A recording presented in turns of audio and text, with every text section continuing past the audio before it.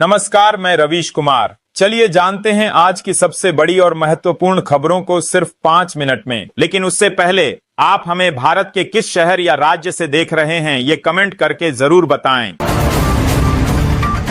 योगी सरकार उत्तर प्रदेश में 3 करोड़ महिलाओं को स्वयं सहायता समूहों से जोड़कर सशक्त कर रही है। लक्ष्य है 1 साल में 1 करोड़ लखपति दीदी बनाना। ग्रामीण आजीविका मिशन के तहत महिलाओं को कृषि, पशुपालन, सूक्ष्म उद्योग और सेवा क्षेत्रों में प्रशिक्षित किया जाएगा। फरीदाबाद में भाजपा की अंदरूनी गुटबाजी खुलकर सामने आई है। केंद्रीय मंत्री कृष्णपाल गुर्जर और राज्य मंत्री विपुल गोयल ने सेक्टर 12 स्थित अटल लाइब्रेरी का अलग अलग समय पर उद्घाटन किया। इस घटना ने दोनों नेताओं के खेतों के बीच की खींचतान को सार्वजनिक कर दिया। हालांकि दोनों ने एक दूसरे के उद्घाटन की जानकारी से इनकार किया। केंद्रीय गृह मंत्री अमित शाह ने राहुल गांधी और कांग्रेस पर बड़ा हमला बोला है। उन्होंने कहा कि मोदी सरकार के हर काम के विरोध के कारण ही कांग्रेस बार बार चुनाव हारती है। साथ ही उन्होंने राहुल गांधी की समझ पर भी सवाल उठाए और कहा कि जो जनता को पसंद है उसका विरोध करने से वोट नहीं मिलेंगे। मोहन भागवत ने कहा है कि सनातन धर्म को ऊपर उठाने का समय आ गया है। हमें सुपर पावर ही नहीं, विश्व गुरु भी बनना है। उन्होंने कहा कि जो प्रक्रिया 100 साल पहले शुरू हुई थी उसे अब और तेजी से आगे बढ़ाना हम सबकी जिम्मेदारी है। लोक गायिका और बीजेपी विधायक मैथिली ठाकुर इन दिनों पुणे की यात्रा पर है। उनको कोंडवा महोत्सव में हिस्सा लेने के लिए आमंत्रित किया गया है। इस दौरान मराठी में उनके पर लिखी पुस्तक का भी विमोचन किया गया।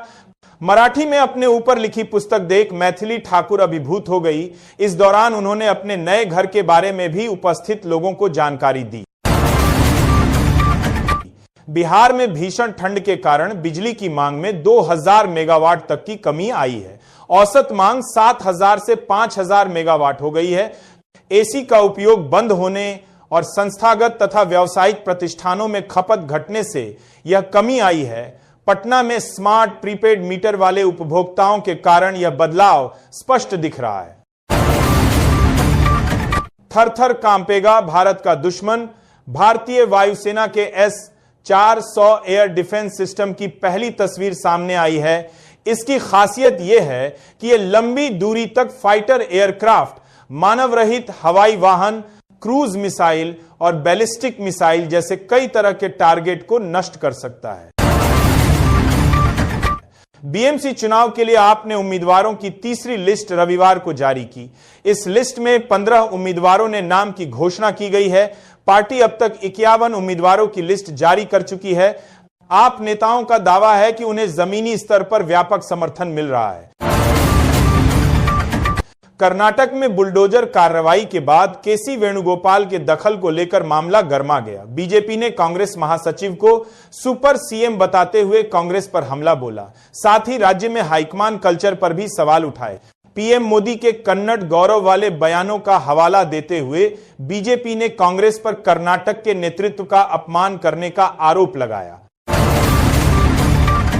अखिलेश यादव ने योगी सरकार पर उत्तर प्रदेश में महिला अपराध बढ़ने का आरोप लगाया है। उन्होंने कहा कि यूपी देश में महिला अपराध में सबसे आगे है और 1090 सेवा को भाजपा सरकार ने बिगाड़ दिया है। पूर्व सीएम ने पुलिस प्रशासन पर बेलगाम होने और भाजपा नेताओं के दबाव में काम करने का आरोप लगाया। उन्होंने दावा किया कि 2027 में जनता भाजपा को हटाकर प्रदेश को अपराध मुक्त करेगी। दिल्ली में गंभीर वायु प्रदूषण की वजह से एक हाई प्रोफाइल कॉर्पोरेट एग्जिट हुआ है। अकुम्स ड्रग्स एंड फार्मास्यूटिकल्स के प्रेसिडेंट फाइनेंस राजकुमार बाफना ने दिल्ली में खतरनाक प्रदूषण के स्तर का हवाला देते हुए इस्तीफा दे दिया है। जी राम जी अधिनियम ग्रामीण भारत में रोजगार की अनिश्चितता से जूझ रहे परिवारों के लिए एक बड़ा भरोसा बनकर उभरा है। यह कानून बेरोजगारी भत्ते को एक बाध्यकारी अधिकार के रूप में परिभाषित करता है। यदि सरकार 15 दिनों के भीतर काम नहीं दे पाती है तो आवेदक दैनिक बेरोजगारी भत्ते का हकदार होगा, जिसका भुगतान राज्य सरकार करेगी।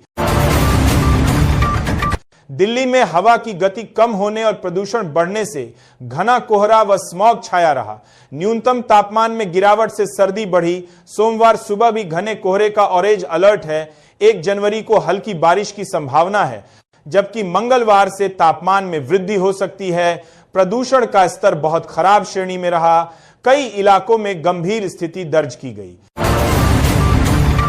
डेराबस्सी में मुस्लिम वेलफेयर कमेटी ने छोटे साहिबजादों और माता गुजरी जी की शहादत की याद में लंगर का आयोजन कर भाईचारे की मिसाल पेश की। इस आयोजन में विभिन्न धर्मों के लोगों ने भाग लिया, जिससे सामाजिक समरसता का संदेश गया।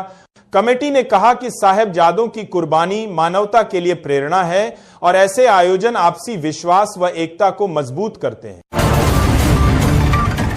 जम्मू कश्मीर में आरक्षण नीति के खिलाफ छात्रों के विरोध प्रदर्शन में शामिल होने से रोकने के लिए महबूबा मुफ्ती, उनकी बेटी इल्तिजा मुफ्ती और नेशनल कॉन्फ्रेंस के सांसद रूहुल्लाह मेहदी सहित कई नेताओं को नजरबंद किया गया है।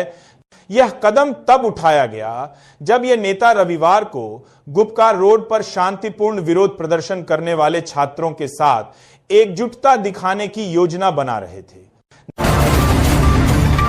नए साल पर वैष्णो देवी में उमड़ने वाली भीड़ को देखते हुए भवन और कटरा में सुरक्षा व्यवस्था चाक चौबंद की गई है। 700 सीसीटीवी कैमरे और विशेष बलों की तैनाती से 24 घंटे निगरानी रखी जा रही है। प्रशासन ने श्रद्धालुओं से अपील की है कि वो भवन 6 श्रद्धालुओं की गई है, सुरक्षा जांच में सहयोग करें। शादी का सवाल सुनते ही श्रेयसी सिंह आम युवती की भांति पहले शर्मा गई और खिलखिलाकर हंस पड़ी। हंसते हुए उन्होंने कहा कि समाज की जो व्यवस्था बनाई गई है उसका पालन तो करना ही पड़ेगा।